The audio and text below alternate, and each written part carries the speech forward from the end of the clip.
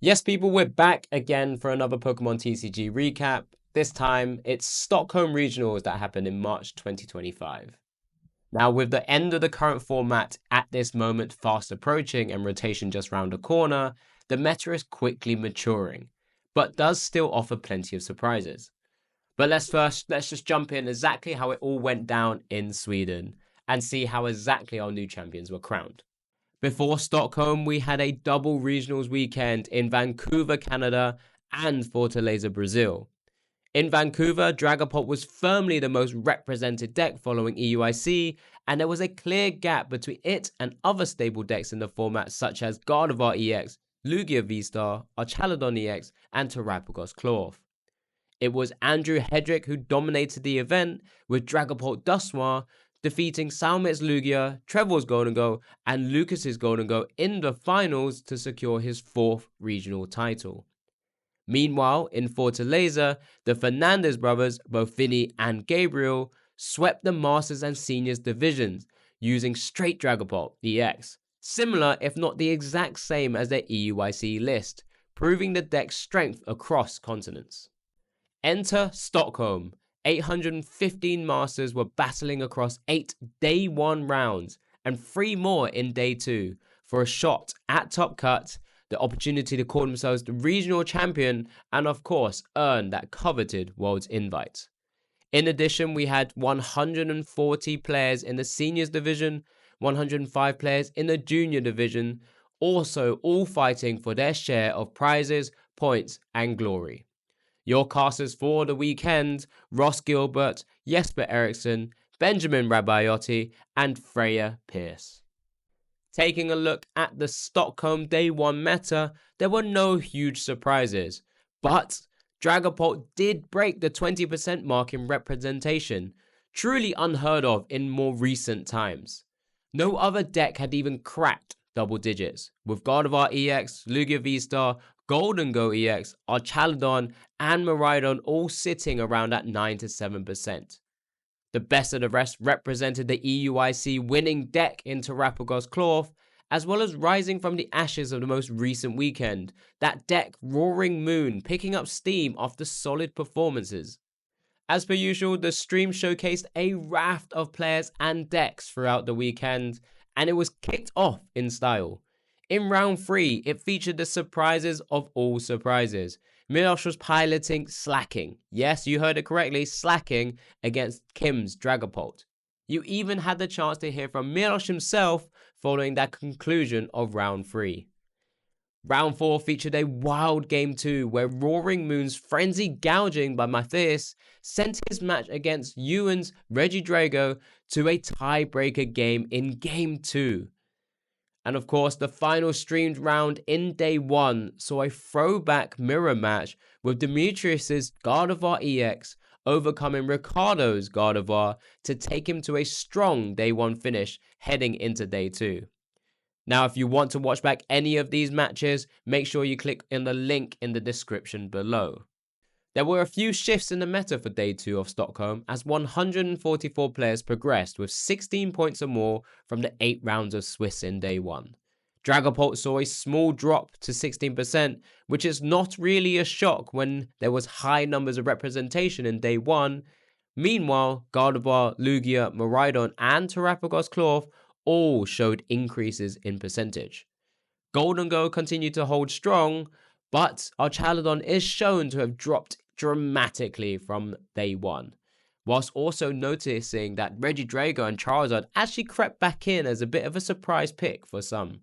The Day 2 Swiss rounds, 2 out of the 3 were streamed in the early hours of the Sunday, with Heddy's Gardevoir falling a little short against Julius's Archaludon EX. And then that was that vital win and in matchup between Bert's Dragapult Dusnoir and Rune's Gardevoir EX deck as well.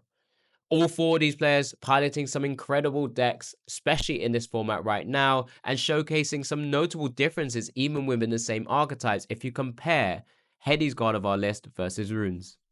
After 11 Swiss rounds, we had a top 10 asymmetric cut at Stockholm Regionals. 2 players outside the top 8 had the same record as the player in 8th place. therefore meaning there was a playoff for those final spots and the asymmetric cut.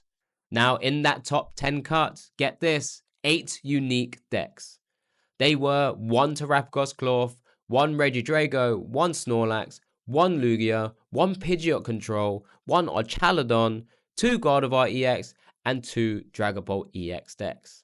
Now, just taking into account all of those decks there, it did seem that the Dragapult's dominance had softened, allowing more decks to rise and show the true diversity of the meta. Maybe Dragapult's view as the best deck in format just isn't quite as true as many had thought. The streamed asymmetric top cut match was between Fabian's Gardevoir EX and Alessandro's Pidgeot Control deck. Both players incredible players in their own right and piloting decks that had served them well for so long.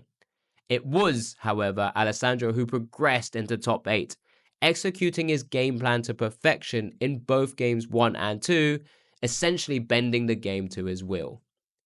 In top 8 showcased a battle of 2 of the most innovative deck builders currently in the game, with Oscar's Dragapult looking to end Isaiah's Gardevoir looking to conquer Sweden for North America once again. But despite winning game 1, Oscar couldn't stem the flow of Monkey Dories in both games 2 and 3, with Isaiah showing exactly why his take on Gardevoir EX for this tournament is so strong against the current meta, utilizing technical machine devolution in that game 3 to essentially decimate Oscar's board. In the top 4 feature match, Alessandro was once again piloting his Pidgeot Control, this time up against Julius's Archaludon EX. Now, we've actually had the chance to see both of these players already on stream prior to making it to this point, and it was Alessandro who would actually end Julius's journey here at top 4, demonstrating once again that familiar game plan we've seen already, whilst picking off key resources. And thus the final was set, with Alessandro who would be facing Isaiah Bradner, who had overcome Kim's Dragapult in top 4 to make yet another final.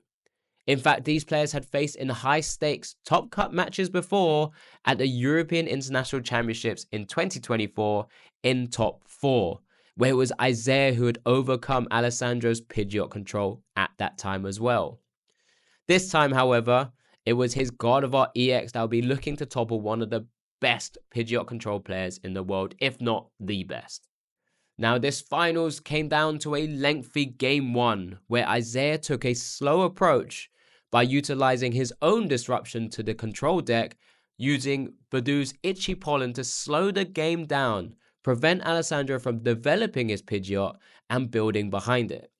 Eventually, Budew took a 7-hit KO on an active Mimikyu in combination with a double Adrenabrain in play to remove the only Pidgey on the board, and then a cherry on top with an Iono to reduce the massive hand that Alessandro is building up with that Rotom instant charge, which opened up the race for prizes.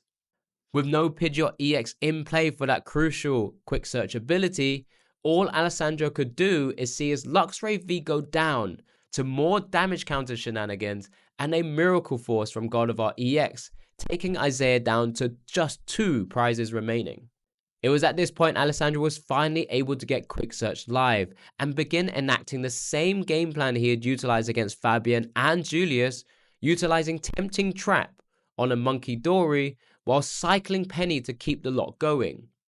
But with a finite amount of pennies and PAL pads that he would be going through, it couldn't be sustained, and it was risked on one final confusion flip, which unfortunately have failed, giving Isaiah that one opportunity to take these final prizes. And thus, after all those second places, Isaiah Bradner has finally been able to take down and call himself a champion for the first time in the Masters division, taking home a direct invite from the European circuit and becoming our Stockholm Regionals champion. It's always important to keep an eye on the future of our TCG tournaments as well, as the seniors and juniors were looking to crown their own champions in their own right. The juniors and seniors had followed suit with the Masters with over 20% Dragapult representation, but whilst the seniors meta breakdown is somewhat similar to the Masters division due to the overarching influence, it's the juniors that really start to continued to surprise with Raging Bolt still as the second most represented deck, and Charizard EX continuing to find itself on that first day one graphic. In the juniors division, it was Charlie piloting that Dragapult Dusknoir deck, overcoming Stanislaus's Lugia V-Star to take the crown as Stockholm Regional Champion. And in the seniors division, we had ourselves a Gardevoir EX mirror match, where Felix had defeated Joseph to become the seniors regional champion. The Brisbane Regional Championship marks the final major event in this format before rotation begins for the first time at the Regional Championships in Atlanta, Georgia. New decks, new cards, new chaos. 2025's rotation is expected to shake things up big time and make sure you don't miss the ride. Thanks for watching, everyone. What did you guys think of the Stockholm Regional Championships? Was Isaiah's win overdue? And is Dragapult finally slowing down? Drop a comment below, hit the like button, don't forget to subscribe, and ring the bell for more Pokemon TCG recaps. See you guys soon.